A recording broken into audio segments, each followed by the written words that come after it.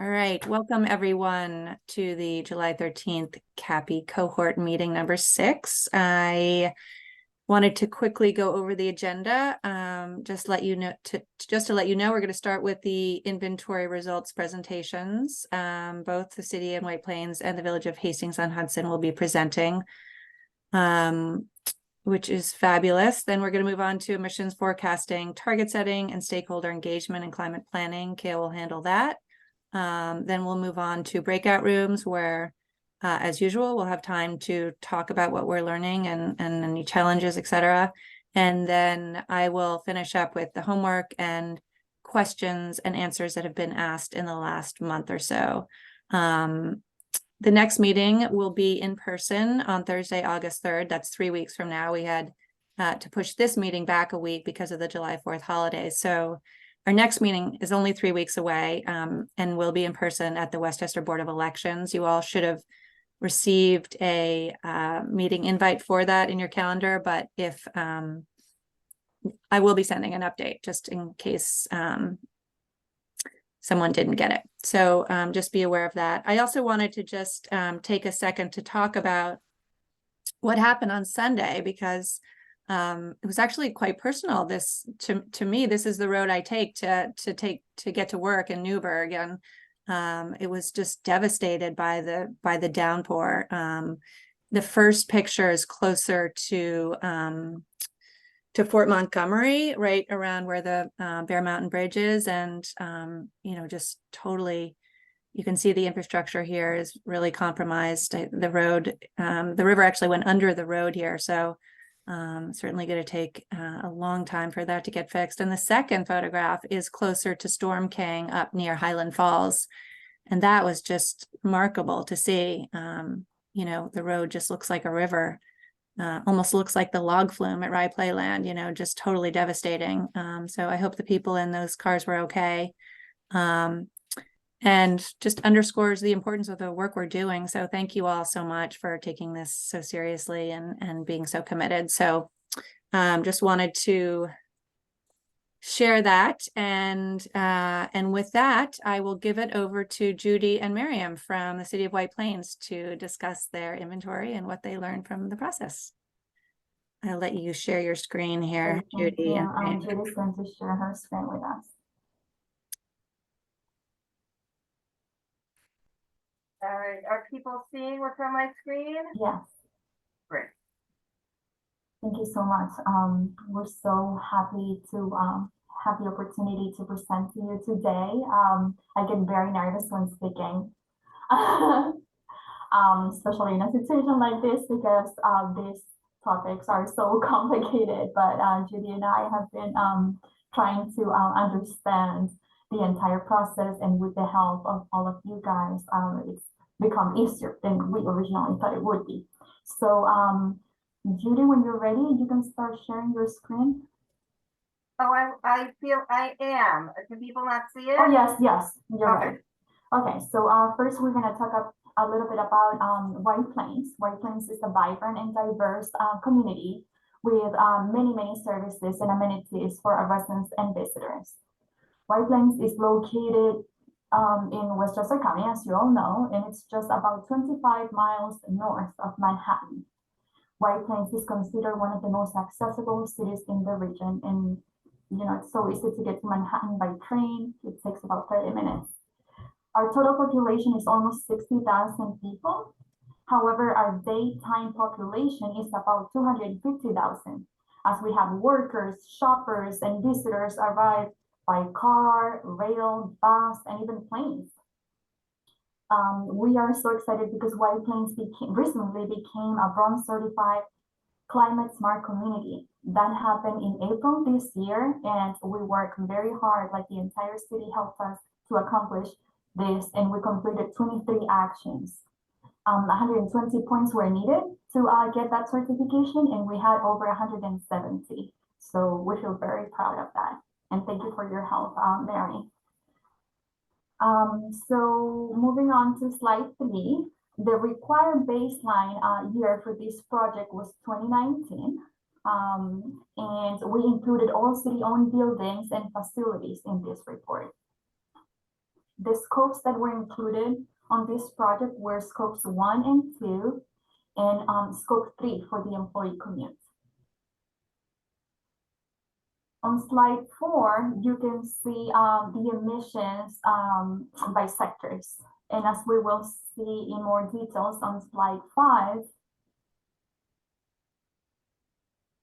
40% of that chart accounts for buildings and facilities. So that is 40% of greenhouse gas emissions. And the largest portion of that is electricity. In 2020, the City of White Plains was approved to replace lighting fixtures in city buildings and facilities with LED lights. And that project, which was so successful, ended in 2021. And a total of 4,125 fixtures were replaced. And you can also see that on the graph.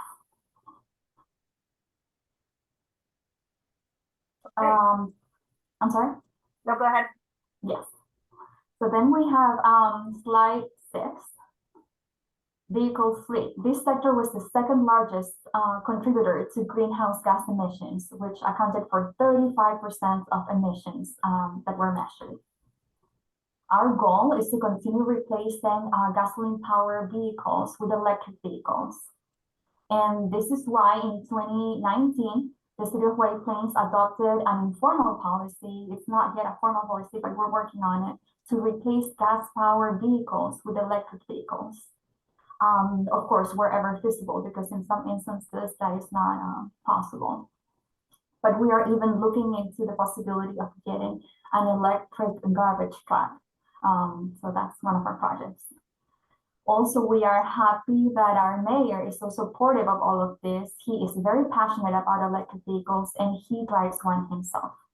I think this is the 3rd electric vehicle that he's had. So he really loves them and he goes to all the events.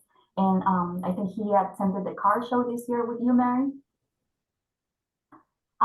So today, the City of White Plains has 14 fully electric vehicles and we are looking into getting more. A part of this too is to replace our city-owned EV chargers, and with a clean energy community grant that we recently got, we are planning to replace 28 of them. So that's for vehicle fleet. Moving on to employee commute. We surveyed all of our employees. Back in 2019, we had 953 city employees. So Didn't only meet up the charging station. There's no fee for the charging. Oh, Can I continue? I'm sorry, guys.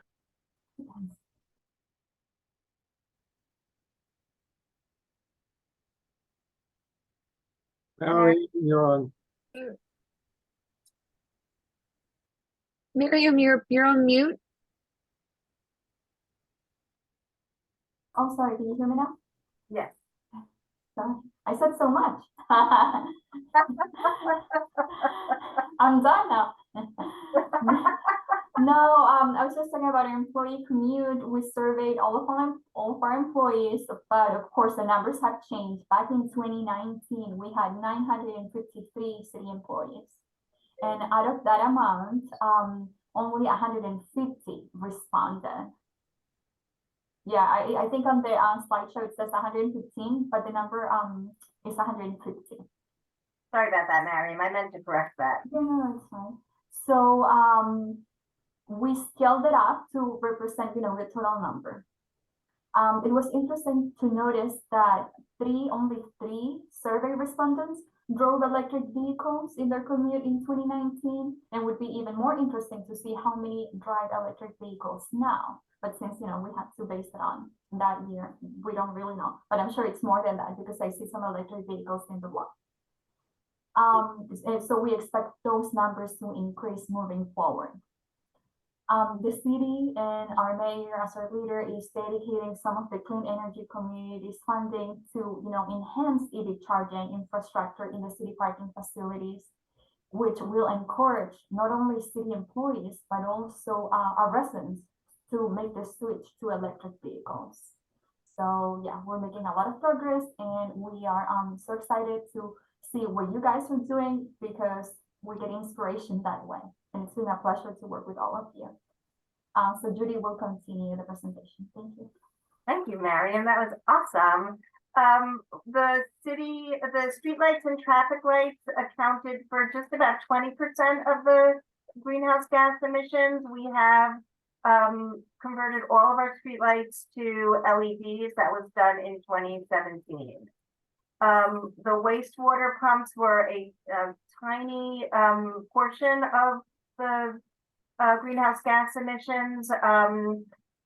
I think it was like less than, I have the date on that, but I think it was like less than 1%. It was a teeny tiny portion. Solid waste. So just a note about solid waste, we did not include solid waste because the data were not readily available, and we thought that they were likely to be a very small contributor overall. We do have a closed landfill, but it's mostly ash. It was only open as a landfill, an active landfill, for 1 year, from 1978 to 1979, not included in EPA's flight tool. And we have no way of calculating that. We have no direct data on waste from government employees. So we made the decision to leave this out of the current greenhouse gas emissions, although we may very well add it in the future. Challenges, it took us a while to locate data. Next time around, it'll be much easier. So that's a plus to that. Our baseline year, 2019 was a little challenging, just only because it's a calendar year and our fiscal year doesn't fit with a calendar year. So there was some extrapolation that had to happen. Mariam and I, we had to go to many of the city departments, and our city departments are doing an incredible job just taking care of what they have to take care of every day. And so additional requests, we just have to be careful about that and respectful of their time. And my big challenge and takeaway in all of this is I wish we had documented our assumptions and calculations as we went. So that leads us to our takeaways and learnings. So we could never have accomplished this without the assistance of the whole team, HVRC, ICLEI, and we really want to do especially a huge shout out to Mary and Eleanor. We can't even describe how thankful we are. The buildings and facility sectors account for almost half of all of our greenhouse gas emissions. So we really should do a deeper dive and look at individual buildings to see if there's any takeaway in terms of which of those buildings are accounting for most of them. We are confident in the data that we collected, and we think we did a good job. We are sure things are missing, but at least at this point we have a baseline against which we can compare future numbers, and we know where these numbers came from. So we're feeling really good about that. And moving forward, boy, it would be helpful to have additional resources like an outside consultant. I mean, we had Mary and Eleanor. You guys are amazing, Mary in particular, but you know, Mariam and I have learned more than we ever thought possible. Our acknowledgements and thanks. Our mayor has really been at the forefront of sustainability throughout his entire tenure here at the city, and he sets a tone for us that really challenges us to be forward thinking in this. So we are grateful for that. Commissioner Mignone, Rebecca Fahey, and Connie Cherney from DPW data mined for us. Planning department, Rec and Park, the finance department. It's amazing how much data you can get from the finance department. City employees that responded to our survey, and again, HVRC. And that's it. We will answer any questions that you have. I'm going to stop sharing.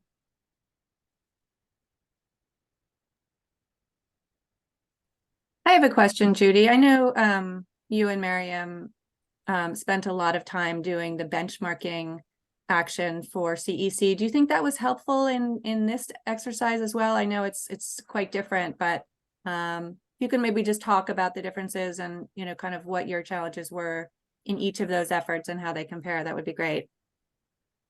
Mariam, do you want to answer that? Yeah, I think it was helpful because that was really our first introduction to all of this work. So it gave us an opportunity to, understand who would be responsible or who has that information in the city. So we realized that, DPW or like finance would have the bills or Con Ed. So now when we started working on copy, we already knew who we would go to access that information. So I thought that was helpful.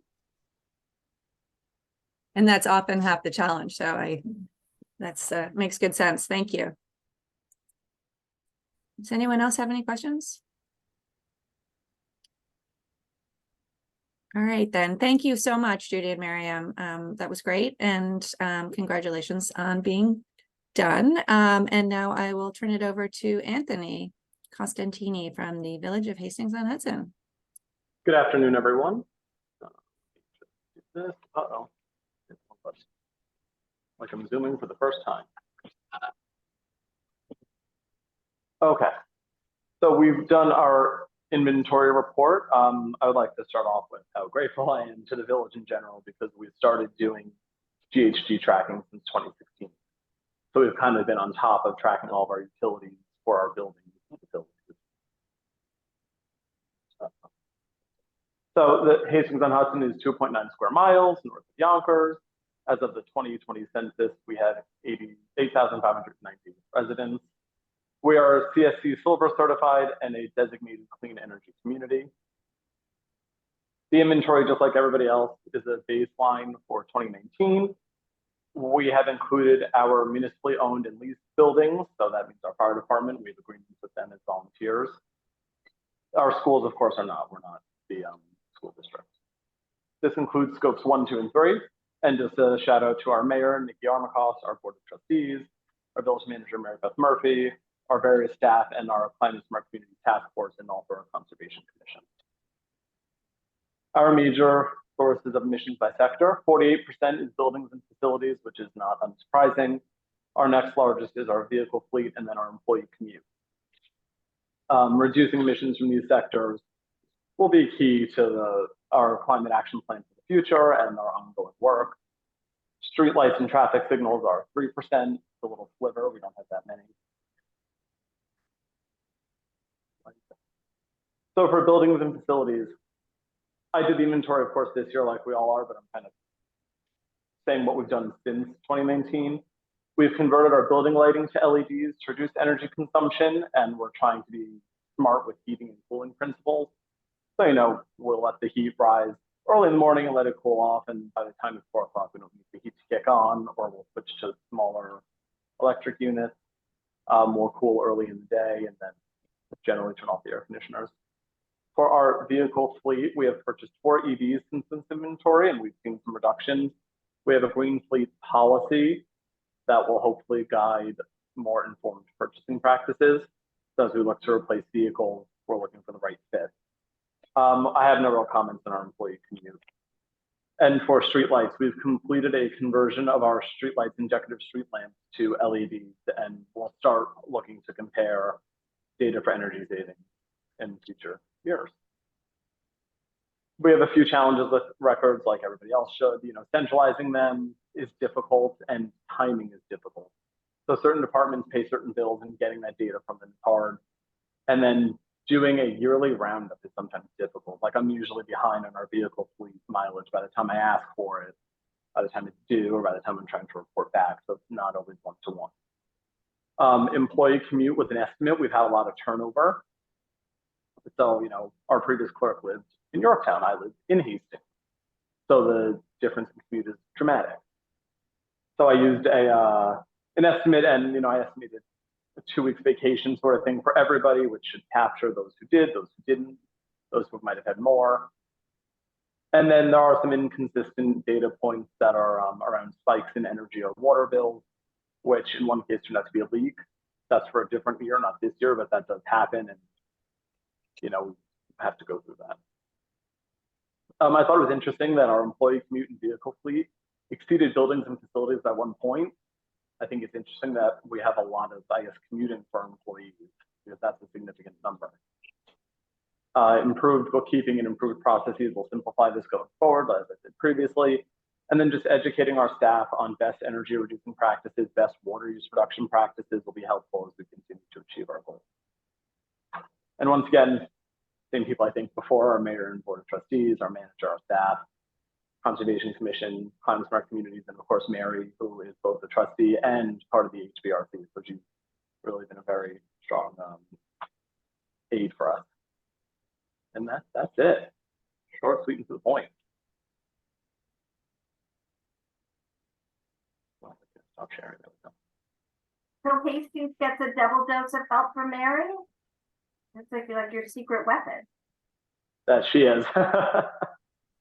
Actually, to be honest, Anthony is our secret weapon. I think having someone on the inside who is dedicated and really on top of collecting this data on a regular basis is really key, because once you get to the point where you need to analyze it, it's all there, and if it's not, you know who to go to. So so thank you, Anthony. I think you know, this getting done so quickly is testament to the work that you've done both in the past and on this exercise. So thanks again. And I don't know if you want to talk a little bit. I mean, I know you know, we've had sort of relative success in terms of on the EV front, but there've also been some challenges, and I know that there's a lot of interest from this group around EVs and EV infrastructure, and you know, I know that we've had some challenges, especially at Village Hall, with you know, having the right capacity and with the EVs themselves. Maybe you can just talk a little bit about that,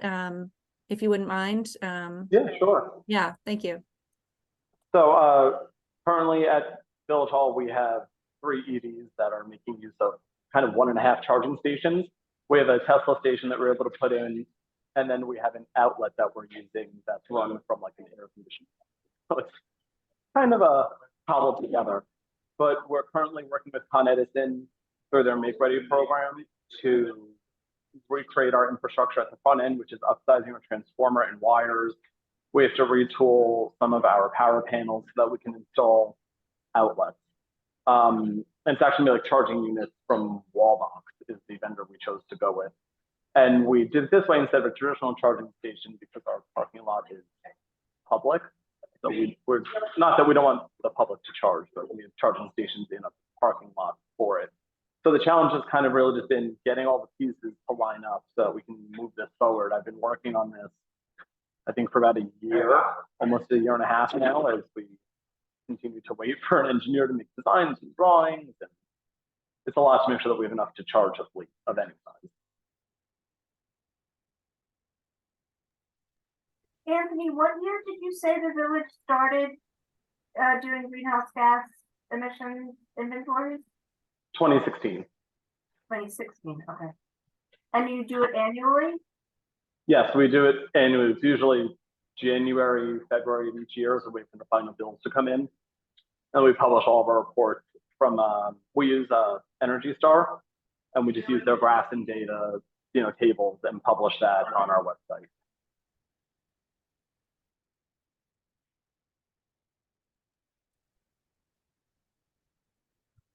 Awesome. Thank you, Anthony. I really, I really appreciate it. And definitely the very thoughtful assumptions on the employee commute. I know that was challenging. So well done. And now I will hand it over to Cale. He's going to be talking about emissions forecasting, target setting, and stakeholder engagement in climate planning. Thanks, Mary.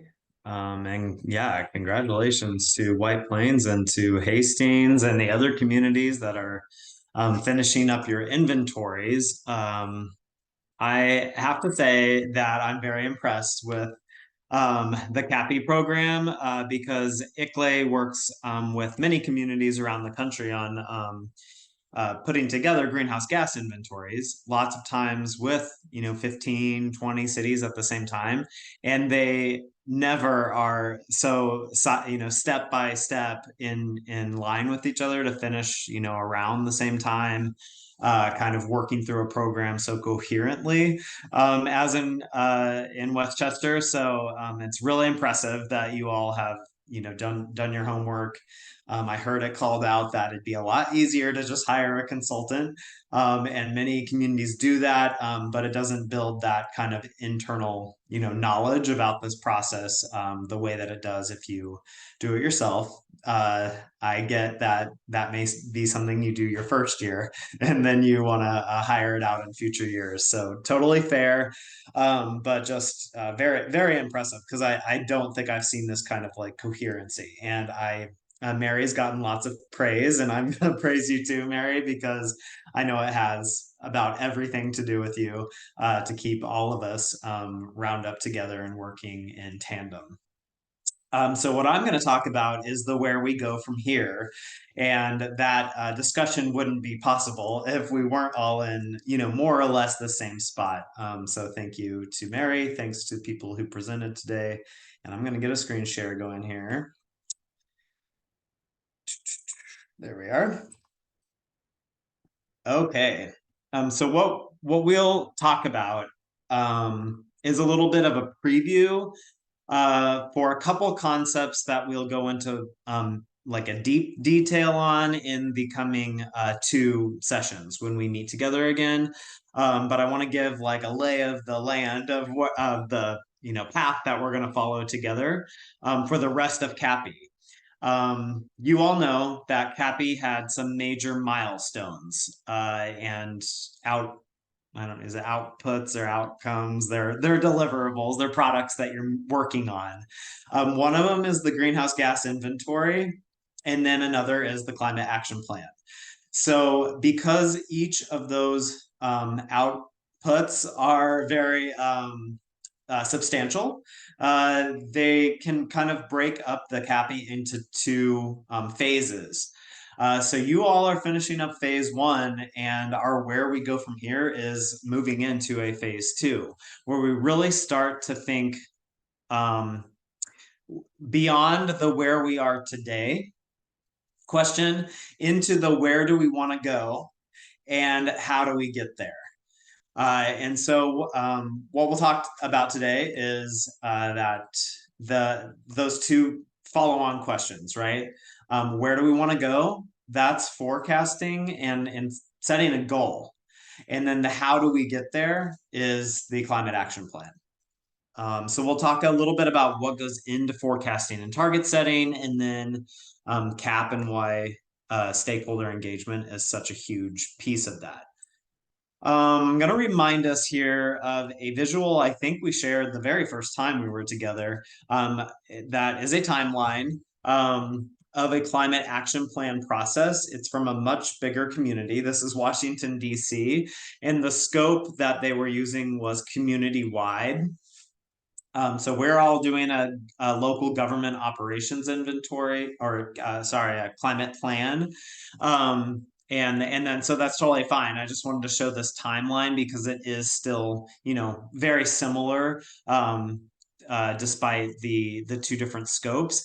And what Washington, D.C. did really well was involve their stakeholders. And you also will have a stakeholder involvement component in a government plan. There tends to just be definitely different stakeholders that you include, but often much fewer. It's a smaller stakeholder engagement process for government operations. So great. In general, this slide continues on, or this timeline continues on to the next slide, but I wanted to just say that DC and many communities take about a year to do a climate action plan, often because they're very big places and they're trying to get lots of resident input.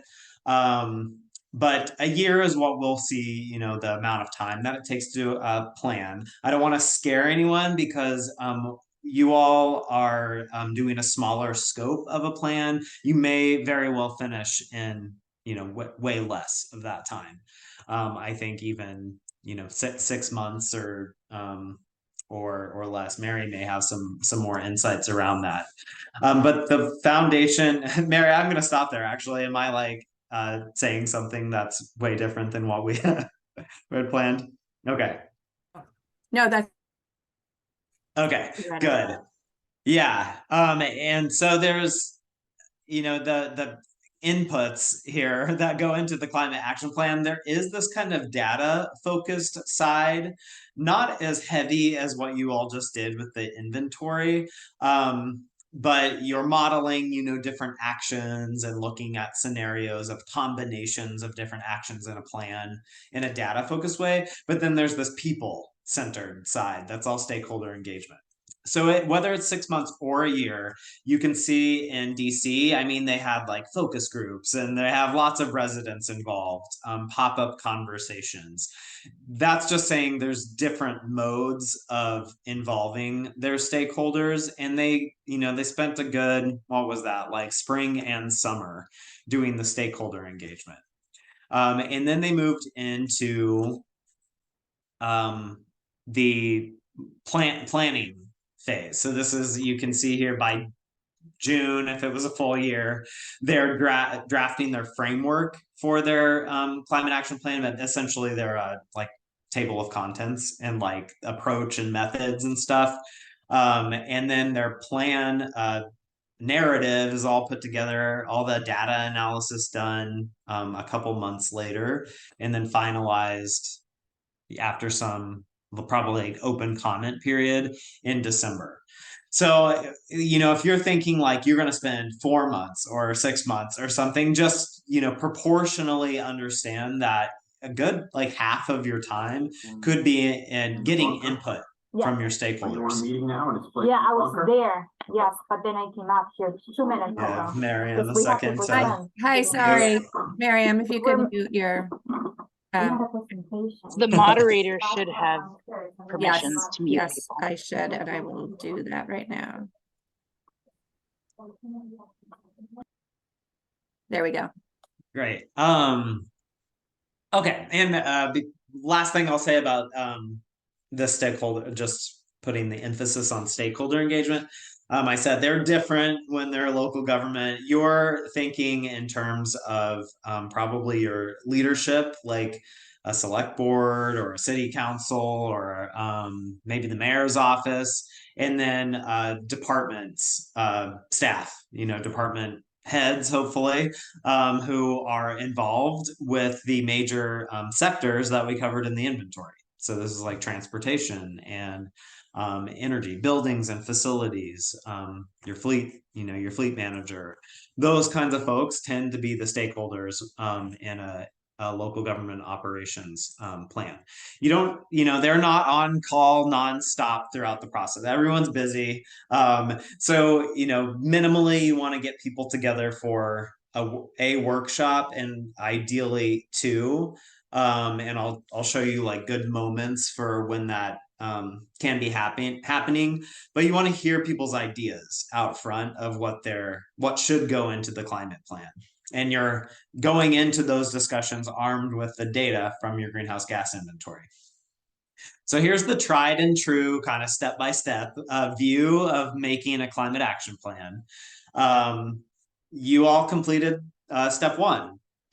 You did the inventory, you know, your baseline, you know where you are today. So the next step, where do you want to go? Establish a target, develop your plan, implement your plan, and then monitor and verify results, improve over time. You know, this is an iterative process. CAPI takes you all the way through step 3. But it's good to have a working knowledge of what will go into step 4 and 5, because that can inform your step 3. And we'll talk a little bit more about that here coming up. So here's where we are for the next phase. Phase 2 of CAPI are those portions. Okay, so now just again, a preview about forecasting and target setting. There is a calculation side of this that you'll work in the ClearPath tool a bit more with your final inventory results to forecast out how emissions are projected to change in your community over time. Typically, we'll look out to 2030 and to 2050. Try to get like a couple, you know, time frames to forecast into the future. So let's let's have a short discussion about that, and then we'll do like a real live training on how to use the ClearPath tool to do that forecasting. If you're sick of using ClearPath, don't worry. This forecasting calculation can be done in like an hour, or maybe 2 if you're brand new, and a lot of it is just like gathering some population data, which I think we already have for you.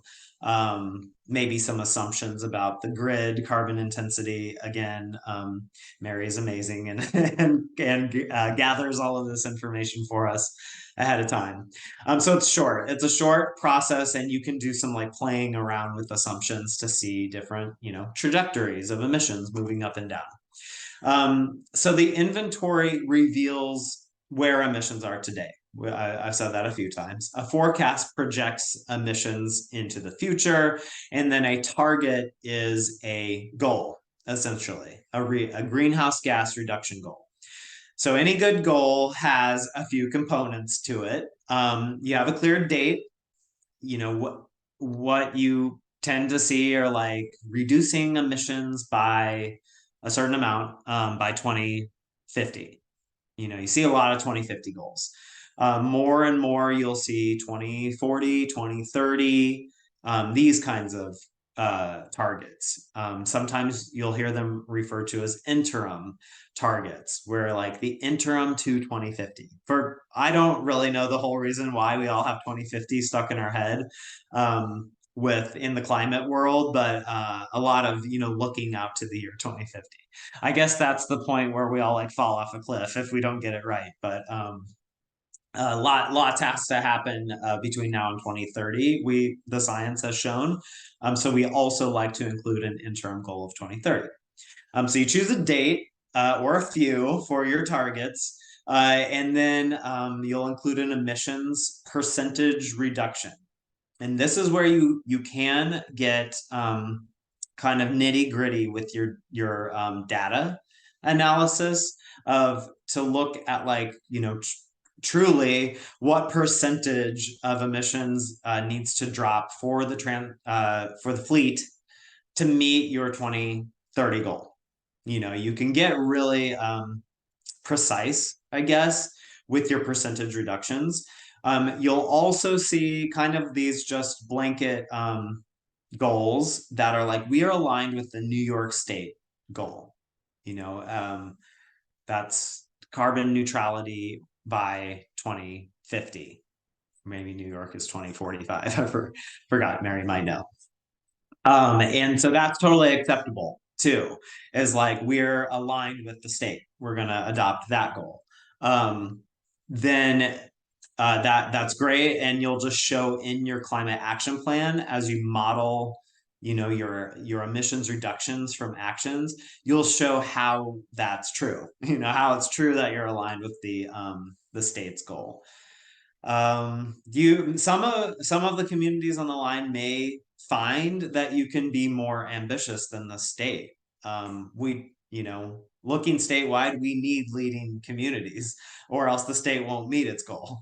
And so there's got to be some that are ahead of the curve to get there. And spoiler, White Plains and Westchester County in general are those communities that would need to be a little bit ambitious to help us all get where we need to go. Okay, and then your greenhouse gas is covered. I think that's pretty clear. Minimally carbon dioxide, often we'll take them all together, methane and everything as a CO2e equivalent. And what you get is something that looks like this, a forecast. This is what most forecasts tend to look like. They're out to 2050. You've got your business as usual. In this example, I forgot which community I pulled it from, but they called it adopted policies, but it's the top line there. And it usually always is the top line, because if you business as usual, if you do nothing, emissions will tend to go up. With some exceptions, in places like New York, where the grid is reliably getting cleaner, it may not be so stark, that upward trajectory. But regardless, adopted policies is what they're saying here. It's like, we've already adopted some things, and this is the trajectory it puts us on. Let's see. Then we've got our baseline. That's the dotted line. So that's like your starting point. You're always starting from your inventory, where you are today. That was why the inventory was so important. And then this community chose a low ambition and a high ambition scenario and modeled it 2 different ways. That's a really useful way to do this, to kind of like split and have 2, maybe even 3 or something scenarios that you're forecasting out to. All of us will have a business as usual minimally, and then it's pretty easy to create a few more low and high ambition ones. And then of course we need to get to 0, by 2050 to be in line with the Paris Agreement. That's what we are referring to when we say a science-based target. I'll mention that a little bit coming up here. So pretty straightforward, yet there can be a lot of confusion around goals and target setting. And you see a lot of that in the news today. And so let's just get clear on some of the terms that come up with this target setting work. And then we'll be on the same page here. So the most common use of that phrase, like target setting, is exactly what I just described. A percentage below your baseline by a certain year. All of us can do that, or should have a target like that.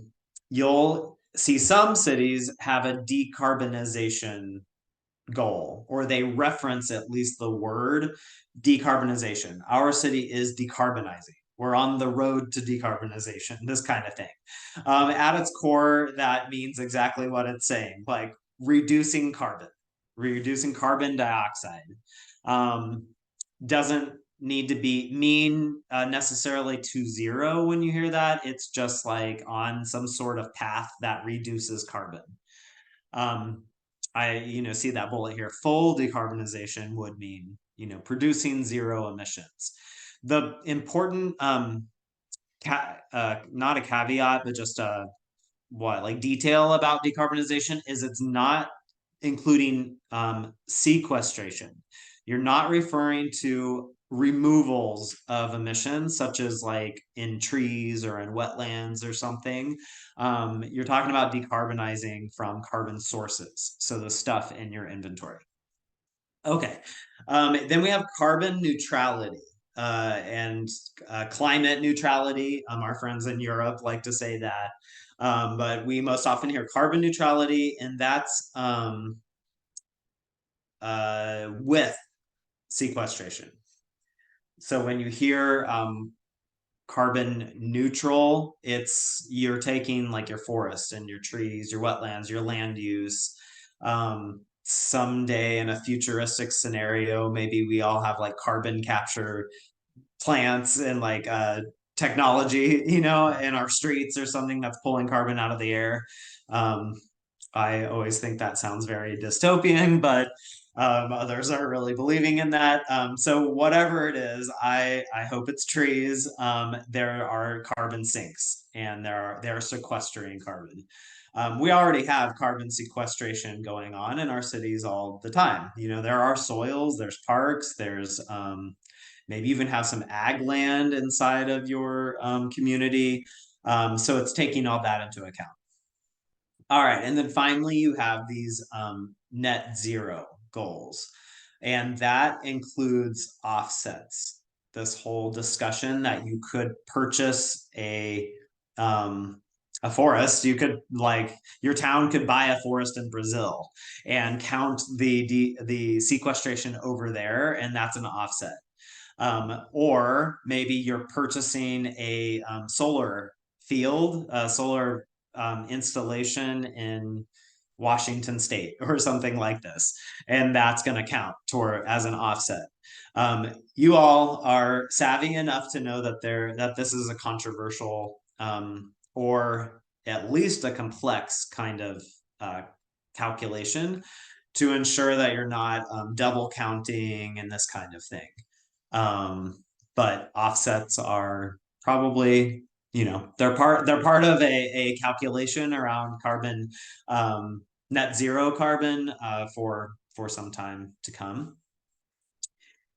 Most of these like more complex topics that we just talked about will not be factoring into the climate action plan that you have. We're going to be setting pretty safe, standard kinds of goals. How to reduce our emission, that kind of the top two here, your common and then a decarbonization component in there. But as your climate action plans, you know, evolve over time, as all of us are doing climate work in this field for probably years to come, those other considerations will be important to know about. Okay. So this last like little bit that's wonkier is the science-based targets reference. That simply put means what it would take to meet the goals of the Paris Agreement in simple terms. And it doesn't get much more complicated than that. It's that scientists, you know, thousands of them or whoever's in the IPCC have shown that there's a certain, you know, amount of carbon the world can emit before it reaches or pushes us past the threshold of 1.5 degrees Celsius global average of warming. And we don't want to go over that because then it gets catastrophic. And so a science-based target is for even your town, your village, your town, your city.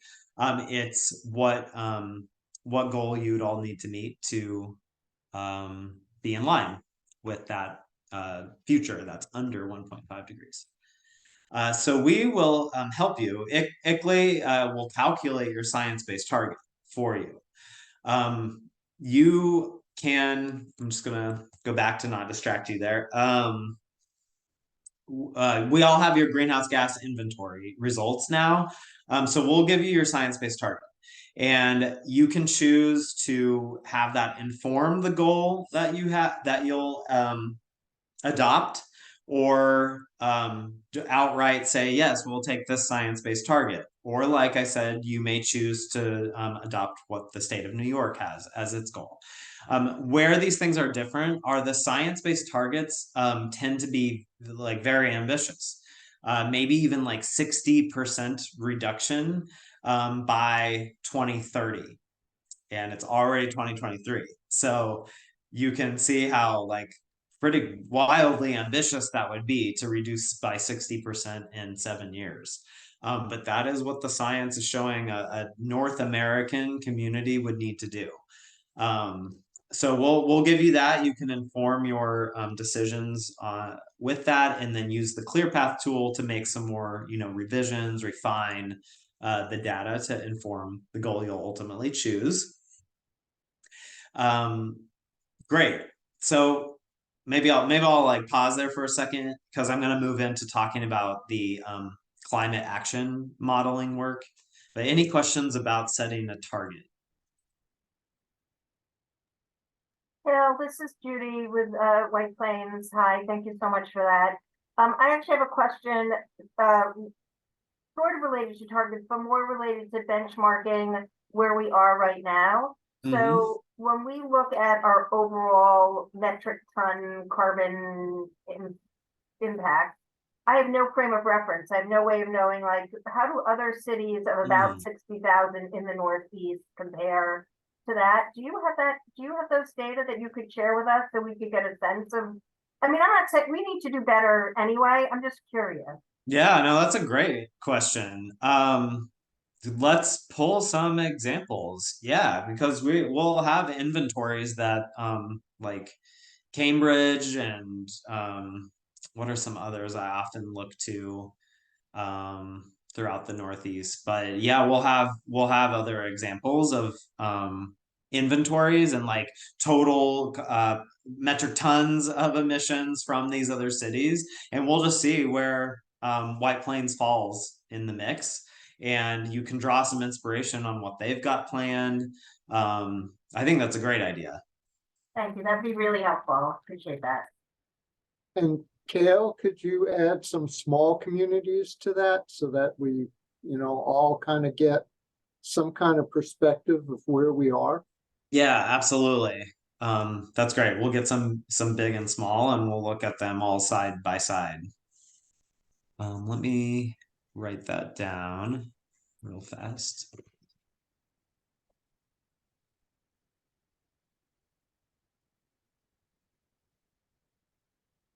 Okay, great. Yeah, anything else? Just a quick question. I know that that the CLCPA in New York State is legally binding, but my understanding is that climate action plan goals or targets are never or not usually legally binding. Is that correct? And if so, are there any exceptions to that, or have there been climate action plans that have been legally binding? That is correct. In New York State, the only example in California is the example I know of where a climate action plan can be legally binding. And it has to meet like CEQA review and all this other stuff. But we don't have that system here in New York, which can be good because it allows to not be so political, I guess, to choose your goal that's like very ambitious. You don't have to worry about like getting sued or something, and so it allows to adopt a more ambitious goal and work toward that. And we don't want these to be purely aspirational, but they're hopefully science-based, and you don't need the politics of and legality getting in the way at this stage, I think. Interesting. Thank you. Cool. Okay, I see this note from Courtney here. I just want to make sure that wasn't a question. Feels far enough away to not be urgent and let decision makers kick the can. It used to be 2030 until they got close enough to require action. Yeah, that's why that interim goal is important. So yeah, if you set on only a 2050 goal, it can just feel like we'll worry about that later. So I do encourage a 2030 and a 2050 target. Great. So that science-based target that ICLEI can calculate, that's 2030. And then it's 2030 if your 2050 goal is 0. So that's how that'll be set up. And then you'll use the ClearPath tool to come up with exploring if it was 80% by 2050, what would that look like, etc. Okay. So then you'll have your target and your goal. I spent a lot of time talking about that, but it actually doesn't need to be a super long process.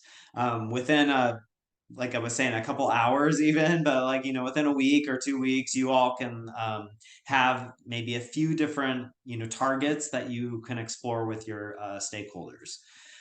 Then the real work of phase 2 starts, and that's developing the climate action plan. Like I was saying, there's a data focused side. You're seeing a visual output from that on the screen. And then there's this people centric side. Like, what are the priority actions that stakeholders and you want to see happen? And those play together. So you're getting like a list. Maybe it's a long list at first. 15, 20, you're in brainstorm mode with your stakeholders. So you're throwing everything on the table. No idea is a bad idea. And then you're able to take that back into the ClearPath tool and quantify the emissions reduction potential from each action. So we did this with King County in Washington. And so they, had things like adopting electric vehicles. They wanted to reduce the number of car trips.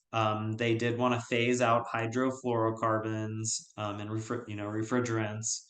What else did they want in here? Strengthen their building codes, and a few more. And so they modeled each of those out to see, what's it going to take to reach their goal. At this time, they had an 80% by 2050 reduction. They wanted to reduce emissions by 80%, and it took some back and forth, as you can imagine. Their first set of ideas did not get all the way to 80%. So you kind of like go back and forth a little bit until you get to a scenario that all stakeholders feel comfortable with, that get your goal. And every action has different partners, has different costs. You know, there's all sorts of things that inform your combination of actions. And so you can see why the stakeholder like discussions are important. And we'll talk a little bit more about that coming up. Okay. This tried and true kind of like step-by-step model, literally hundreds of cities and towns in the US have followed this for climate plans, also sustainability plans, and it's a basic project management trajectory, so maybe lots of other plans too.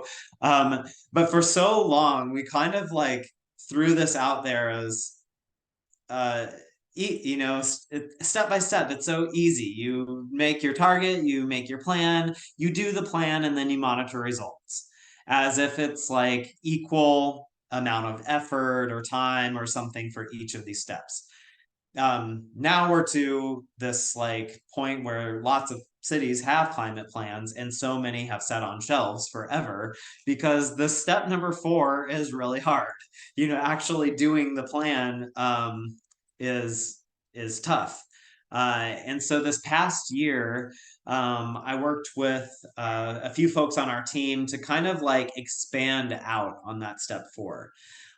Cappy, the work we do together doesn't cover step 4. We know that we're getting through the plan, but it's you want to keep like what it takes to get the plan done in mind as you're making your plan, you know, so it informs it. So we wanted to be like, well, what if we had something of a framework or step-by-step for milestone 4, you know, implementation, and realized that project management, that's really good, like delivery oriented actions have multiple steps in themselves, obviously. So there's a pre-implementation phase where you're like discovering and then planning actions at the individual project level. You know, so you have a bigger climate action plan. Each individual project, you know, is probably going to have its own plan. Scoping the project, budgeting it, which includes your finance department, maybe council in some places, however your government's set up, procurement office involved, and then finally getting to that delivery stage. We made a whole guide about this that we'll share with you that goes into detail about advanced project delivery. Don't need to worry so much right now. Just know that like you want to keep all that in mind as you are making your climate plan. Great. So we'll spend the last just couple minutes here about stakeholder engagement. This diagram is right out of that guidance on project delivery that we'll send around. What we were able to do after I think I interviewed 45 cities around the country. And we were able to put together this spectrum of implementation readiness, is what we called it. Climate, I think it was like climate implementation readiness. So understanding that to fully implement a climate action plan, there are a number of inputs. There's leadership support. Leadership's like, you know, mayors, but also like heads of department. You know who your leaders are. There's agency. What is the ability of your government and its departments to act? Staffing, fund alignment or budget, of course, are big factors in this. Community involvement and partnerships. And we understood from talking to a lot of people that, you know, cities and villages are good in some areas and not in others. So able to understand that you can progress and improve in each of these areas over time. And none of your communities are all the way in the beginner stage on all of these things. You have some of the areas you're like really strong in, probably leadership, or you wouldn't even be part of CAPI. Minimally you have that. Staffing, we all need more staffing, but the fact you have people here at all is means you're not at the very beginning of no staff. So I'm highlighting here the top 4 because I think those are most important for a government operations climate plan. So let's just take a look real fast. And these categories can inform your stakeholder engagement. In fact, like in an unofficial way, going through this spectrum could be an icebreaker at your stakeholder workshop, or a great activity to do, where you're informally, ranking where the community or where your government falls, or maybe just that department if you're kind of meeting with a fleet manager by themselves or something. And then ranking, are you like, you can see here, like to the left is not so strong, to the right is like you're amazing in that area. This agency role, we spell it out a little more in the guidebook. It's not immediately like obvious what that's referring to, but it's the ability to act, and that has a few things in it. And then capacity has 2 sides. I mentioned them. They're like, do you have enough people? Do you have enough money? And it's not only do you have enough money, is your municipal budget aligned toward climate outcomes? We all, governments spend all kinds of money, some budgets are big, some budgets are small, but all governments are buying things, etc. And every decision has a climate outcome, and it has equity outcomes, and lots of outcomes. And so a lens you can put each line item in a budget through is what's the ultimate climate outcome. And I'll just share a little story out of Pittsburgh, who did this process. And they're a big city, right? But they found $4 million in wasted postage stamps that they then were able to redirect into EV charging stations. So it can just be a pure like efficiency thing. You may find waste and direct it towards a non-climate outcome, but a great option is to fund your climate action plan through these kinds of things. And ICLEI provides all sorts of like, we call it climate aligned budgeting, but we can do trainings and that sort of thing on that piece. Okay. So when you get into your stakeholder meetings, this is a reminder, you've seen this before, of what is good climate communications. You'll have an objective going into those stakeholder meetings. You'll tell all your stakeholders before you get there what the meeting's about. Know your audience. What's the unique proposition? Maybe it's that cost savings to the department. And how are you going to get the word out? How are you going to keep those stakeholders informed through your climate action planning? And then lead with the facts, and that in this case is your greenhouse gas inventory in your forecast, because you'll have that now.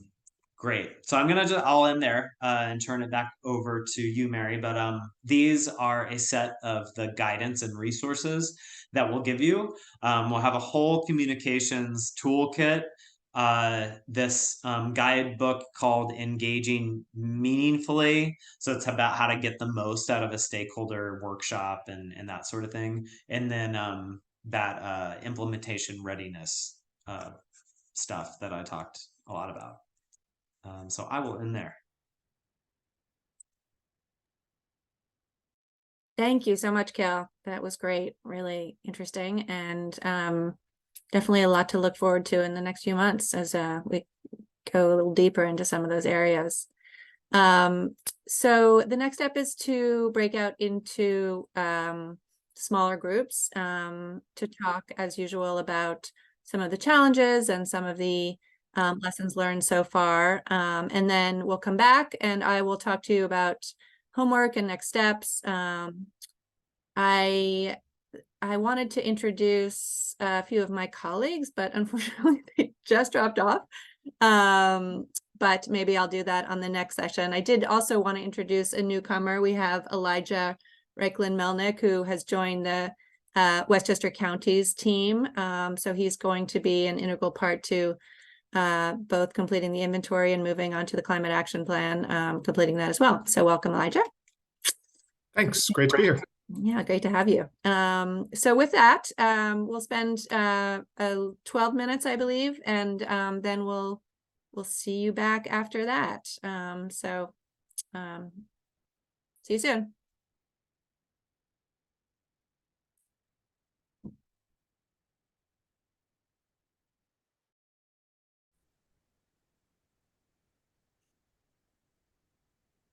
Hi, everyone. First, I want to say great job, Miriam. That was fabulous. I loved your presentation, so thank you. If you're still there. Oh, maybe not. And I would like to hear from everyone in terms of how things are going. But before that, I just want to quickly oh, there she is. Hi, Miriam. Can you hear me now? There seems to be two Miriams, and neither can hear me. Yes, I can hear you. I was in another So there you room. It are. was one person. I don't know why. I'm good. I said earlier, great job. I wanted to just That was so nice. thank you for your That was presentation. That was good. awesome. Thank you. Yeah, so maybe we can just go around the circle here and talk a little bit about where we are in the process and any challenges you're having, and anything that you want to just discuss in the group or share with others. That'd be great. I don't know, Charlotte, you're on my top left corner, so do you want to start? Sure. We are trucking along. We're still waiting for commuting data. I am not doing that outreach, so I'm just waiting on that. Is Also, Larry in this Charlotte, group? sorry, can you just tell everyone where you're from? Because I'm not sure we all know each other. Yes, I'm in Irvington. And solid waste, I'm realizing as I review everything more carefully, we are missing, and I discussed that with our data collector, and he was saying it was really very hard to figure out what percentage of our waste would be from the government because it's all together. So that was something I was wondering about, if we should try to just come up with a way to estimate. Yeah, I actually got the number for the county. So I do have the number for Irvington. It's pretty small. But if you got the number that is from community. Government buildings and government. No, yeah, I just because I have it. Yeah, I have it for the community. I've already had that actually, because I've been in touch with DPW about that separately. Do I have something there, Sharon, that is like large? Is the big one? Yeah. Oh, Miriam, can you maybe mute yourself? Yes, sorry. It's okay. So then it's just a matter of figuring out how to guess at a percentage. Well, so if you look at, I mean, one of the ICLEI strategies for doing this, and this is what they recommend doing. It's not perfect, but I think they think it's the best approach, is to scale it down by looking at the ratio of government employees to overall community people in the community. So like, let's say you have 8,000 people and you have 100 government employees, then you would apply that ratio to the solid waste number you have, and it ends up being tiny, and it's not great. It doesn't include, like, for instance, all of the waste bins downtown, like all the events you guys do, and the waste produced on those events necessarily. It doesn't, and it sort of assumes that a government employee produces the same amount of waste as someone living in the village, which, as we know, is I mean, I think probably the employee amount is negligible, right? It's more like what's from DPW and construction. Yes, and exactly. Yeah. Yeah, I totally agree. So I mean, I could reach out to DPW directly, because I'm sure he would have a thought about it at least. I just didn't want to go around my data collector, who's point person for all that, but I'll figure that out. And then pumps, I was just trying to figure out if our electricity for our water pumps is in facilities, if I need to pull it out and move it over to the water section. Yeah, it's up to you. I think most people are doing that. from what I've seen, but it is, you know, just either way, just make sure you just note what you've done and where Yeah. yeah. Then my last thought is trees. I'm wondering why we're not including forests. You know, if we have a preserve, that seems like such a significant part of our sequestration equation.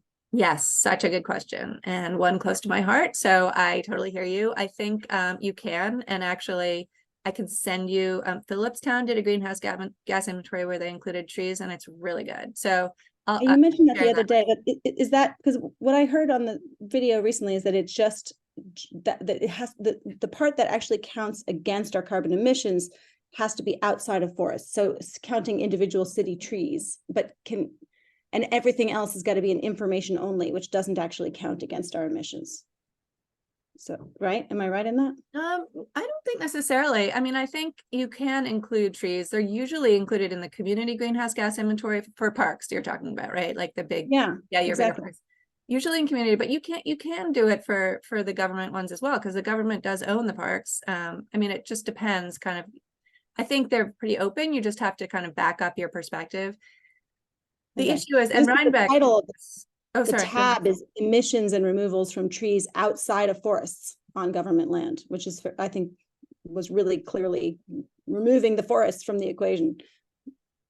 Wait, is that from the protocol document that you're reading? Yeah, yeah, that's something that you read to us in a previous video. That was a section that we could add our tree inventory, and it's in the title, outside of forests. Yeah, I mean, forest is a bit ambiguous, right? I mean, parks can be government parks is maybe different, right? I don't know. It's a good question, and we should talk to Kale about it. But okay.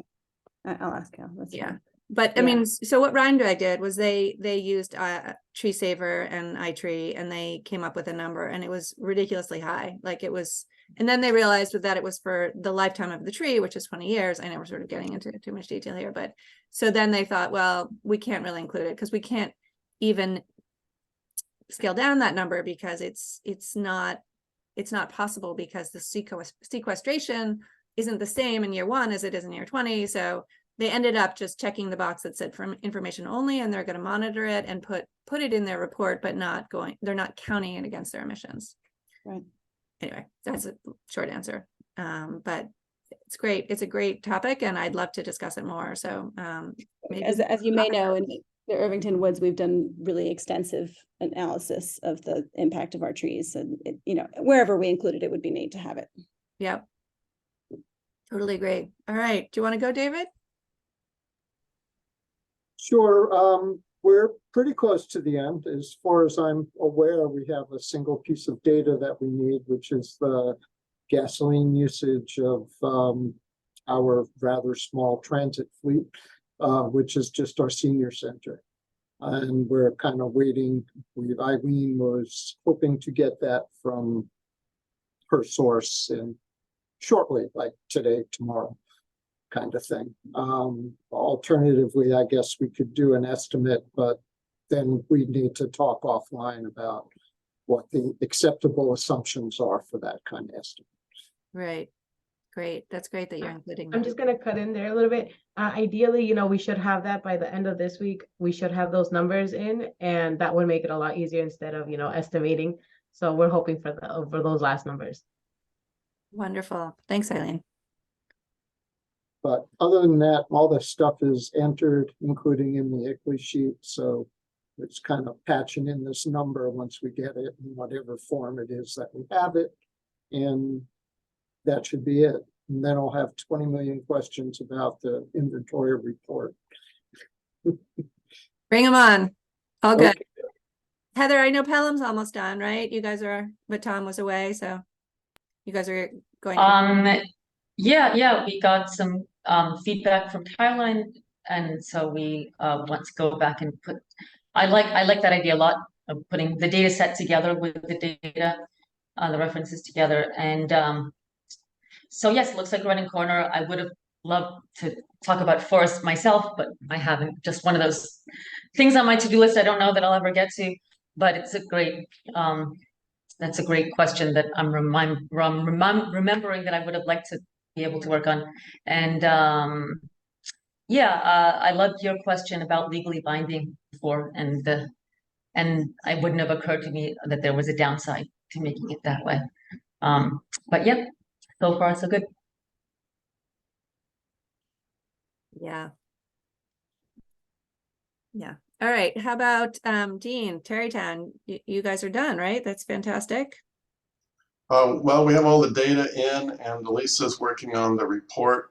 I'm doing some final data checking and also referencing the last greenhouse gas survey that we did, which was like 15 years ago, because there are some significant differences. That was long before we did LED streetlights. So the streetlights usage is way down now, but other things went up, like fleet usage. We used to, I'm theorizing that we used to have 2 garbage pickups a week in Terrytown. Now we only have 1. So garbage truck usage, fuel usage is way down.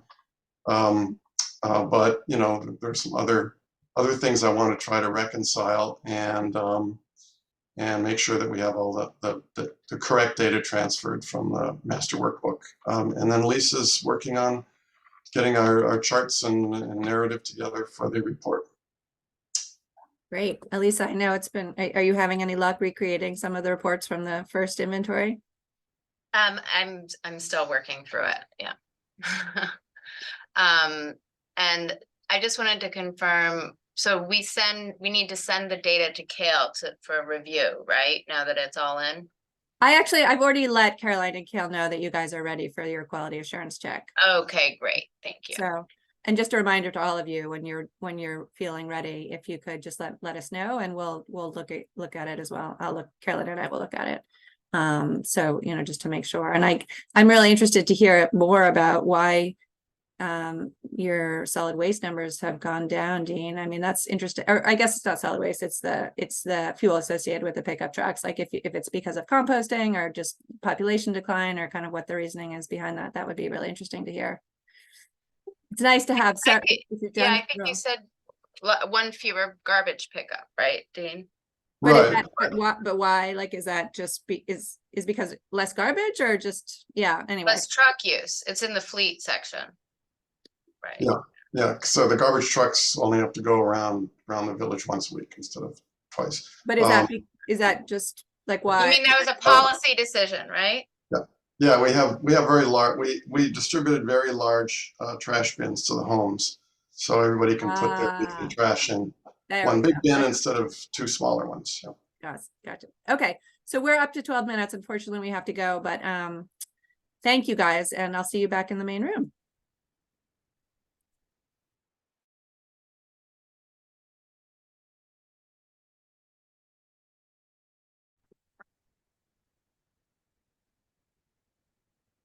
Oh, did we lose everyone from the other breakout room? Oh, all breakout rooms will close in 12 seconds. Okay, they're coming. All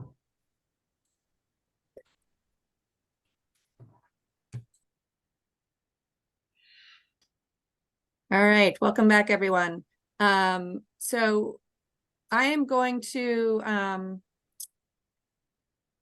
I'm going to quickly run through my slides. We may end a little bit early, in which case we'll give you guys some time to do some work. Hopefully that will be appreciated. But I do want to thank again everyone who presented. Thanks also for your feedback in the breakout rooms. I'll probably be sending something out to just understand who can come to next month's meeting. So just be on the lookout for survey. I hope you guys all can make it. And yeah, it should be a lot of fun. So let me just share my screen and I'll run through my quick questions and answers. So as you know, this is a regular format here. I'm just going to talk first about the homework and then some questions that have been asked to Kale, myself, and Caroline in the last month. So there's 2 main components to the homework: finishing the greenhouse gas inventory in ClearPath and writing the report. So I know some of you are there, some of you are almost there, some of you are a little farther off, but just highlighting some of the main actions associated with those 2 buckets of work in terms of the inventory. Make sure that you not only upload all remaining data into ClearPath, but also that you document all your assumptions, including contacts, methodology, et cetera, in the records notes section. So that's a really important and I think great feature of ClearPath, that it allows you to give a bit of narrative about the record itself. It's not just a number, but you know, it looks at kind of how you calculated the number and any help you had with that calculation. So again, the name of the contact, even the email address, you can upload documents, etc. But you know, important just to give guidance to the people who come after you and even yourself. Okay, once you're done, make sure you notify Caroline and myself for a quality assurance data check. And at that point, then, you know, it's a good time to start cutting and pasting all those graphs and creating new graphs for your inventory report. For the inventory report, here are just a few things to keep in mind. Just to make sure you include or update the photos in the template with appropriate photos from your municipality. There are lots of charts and graphs that you can create using the reports that you get from ClearPath. Really, the main chart from ClearPath is the pie chart. You know, there are a few other bar charts, but I know Alyssa's familiar with this conversation. There are really no other charts that ClearPath produces. So really, if you want to put more in, it's up to you to generate the reports and create those graphs in Excel. So again, if you go to the reports section in ClearPath, you can see what I'm talking about and hopefully get some ideas on, excuse me, some reports that you might want to generate. In the report, make sure you update the footnotes and document all assumptions.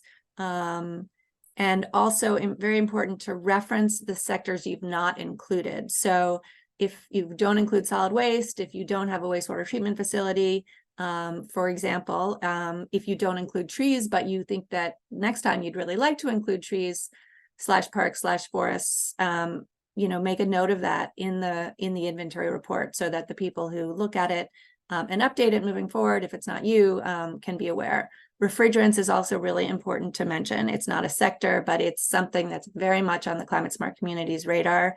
There's a new action around refrigerants, and everyone's realizing how important refrigerants are in terms of greenhouse gas emissions. So mentioning that you're not including refrigerants, large scale refrigerants in particular, are what, you know, are most important according to the climate smart communities. Things like ice rinks or you know, large refrigerants, and you're not including them because you don't have them. So, you know, again, just important to recognize that, or the wastewater treatment facility too, if you don't have one of those. And notify us when you're done and we'll review your report draft. As I mentioned, the next meeting, Thursday, August 3rd, is in person at the Westchester Board of Elections. We'll be going through hopefully the rest of the presentations. We also have some fun activities planned, maybe a few surprises. So it'll be great if you can make it, and I hope everyone can. And I encourage you to invite other people from your municipality as well.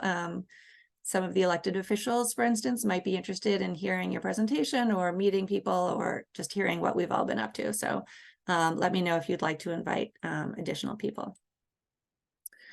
All right, question 1, do I need to edit parameters in ClearPath? Yes, this is the parameters. So when you log into ClearPath, you click on the link that says edit records.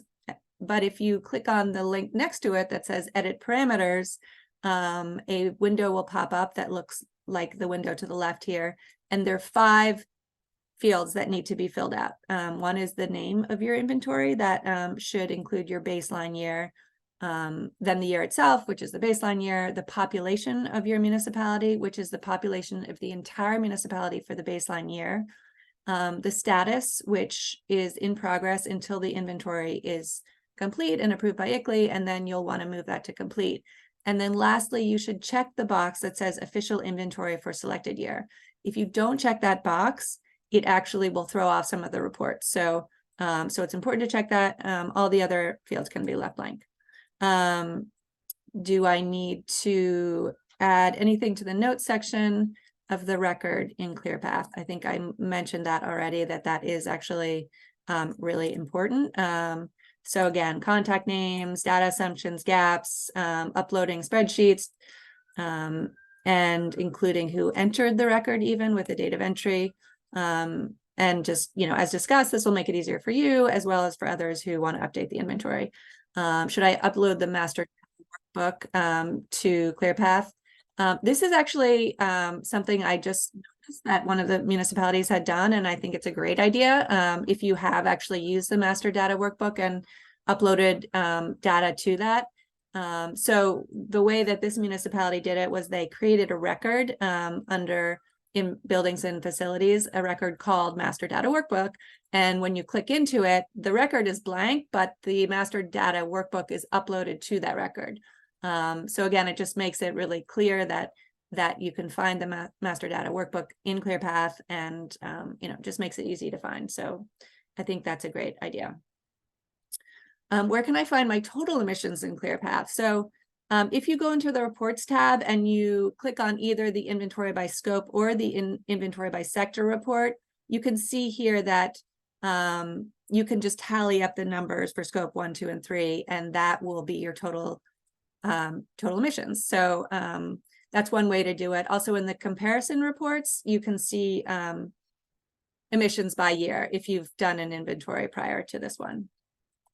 On page 17 and 18 of the greenhouse gas inventory report template, there's a table that asks for miles per gallon and emissions factors by vehicle type. Where do I find that data? That actually should show up automatically when you download the summary report from ClearPath. But if it doesn't, you can find it in ICLEI's spreadsheet, and there's a link here to that spreadsheet if needed. Question 6, I'm trying to run the report inventory comparison by scope, but I'm getting an error message. So this is an example of the parameters needing to be edited. So you'll need to go into the parameters and click the box official inventory for selected year, and then click save, and you should see then that this inventory comparison works. But if you don't click that box, it won't work. So just be sure you do that. Is it okay if I'm not finished my inventory report by the August meeting? When are we moving on? Yes, it's okay, but we are moving on in September. I think Kale referenced this as well to climate action planning work. So things like IDing reduction strategies, looking at the ClearPath planning tool, talking about public engagement and the public engagement plan, and then October moving on to planning scenarios, KPIs and actions, and again, continuing this, looking at reduction strategies by sector. So there's some buffer time built in, but obviously the earlier you can get the report done, the better.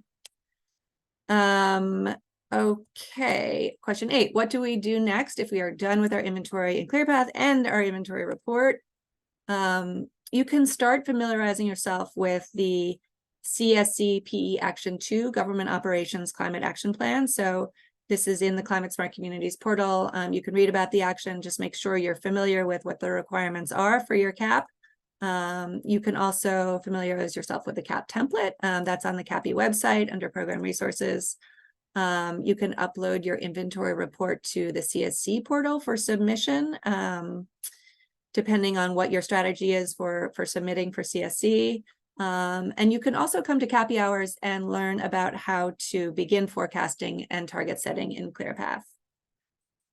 Question 9, will we be doing the PE2 public outreach component of the Government Operations Climate Action Plan? The answer is yes. It's 4 extra points is available for that, and we'll be talking more about that. The DC has put out a very good inclusive community engagement primer. I definitely encourage you all to look at it. That's another thing you can do if you're finished with everything at this point. It provides guidance and best practices for reaching disadvantaged communities, and it's really great. So definitely, there's a link here. I definitely encourage you to all take a look. Should we still track our hours in SharePoint? No one actually asked this question, but I did want to just mention it and remind you all that please, if you could, input your hours if you haven't.